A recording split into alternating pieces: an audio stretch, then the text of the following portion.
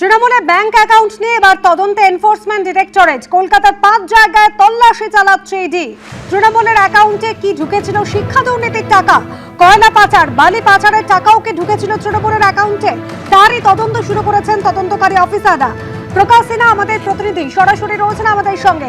প্রকাশ, মূলত টাকা কোথা থেকে এসেছিল এবং কোথায় ঢুকেছিল এবং কোন কোন প্রভাবশালী হাত রয়েছে এখানে, সেই প্রশ্নের উত্তরে খুঁজছেন। দেখতে পাচ্ছি ইডি আধিকারিকরা তৃণমূল কংগ্রেসের ব্যাংক অ্যাকাউন্ট নিয়ে তদন্ত শুরু করেছেন এবং ইডি সূত্রের খবর যে ইডি কয়েকদিন আগেই কিন্তু একটা ইসিআইআর অর্থাৎ ইডির এফআইআর রুজু করেছে এবং আমরা দেখতে পাচ্ছি সল্টলেকের এই বিল্ডিং এর ভেতরে তুমি দেখতে পাচ্ছ আন্ডার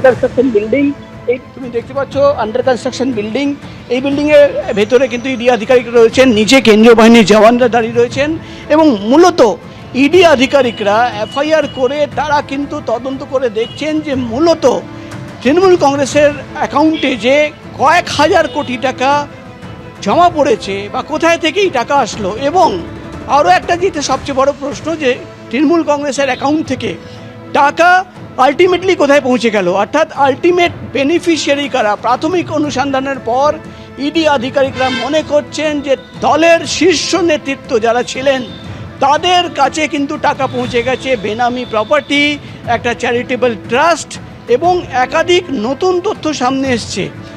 একটি ট্রাভেলস যে কোম্পানি, সেই কোম্পানিকে কাজে লাগানো হয়েছে, সেই কোম্পানির অ্যাকাউন্টের মাধ্যমে টাকা পাচার করে দেওয়া হয়েছে, অর্থাৎ সাইফনিং করা হয়েছে, এমনই অভিযোগ কিন্তু ইডি সূত্রের খবর।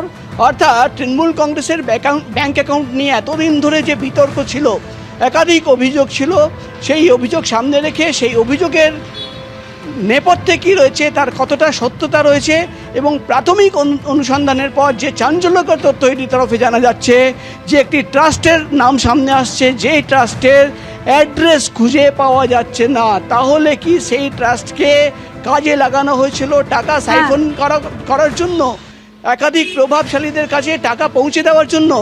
এই একাধিক প্রশ্ন রয়েছে যার উত্তর খোঁজার জন্যই কিন্তু আজকে সকাল থেকে 5টি জায়গায় একসঙ্গে ইডি আধিকারিকরা তল্লাশি অভিযান চালাচ্ছেন। তল্লাশি অভিযান শেষ হওয়ার পরেই কিন্তু আজকে আমরা জানতে পারবো আরও কি তথ্য বেরিয়ে আসলো। ধন্যবাদ প্রকাশ।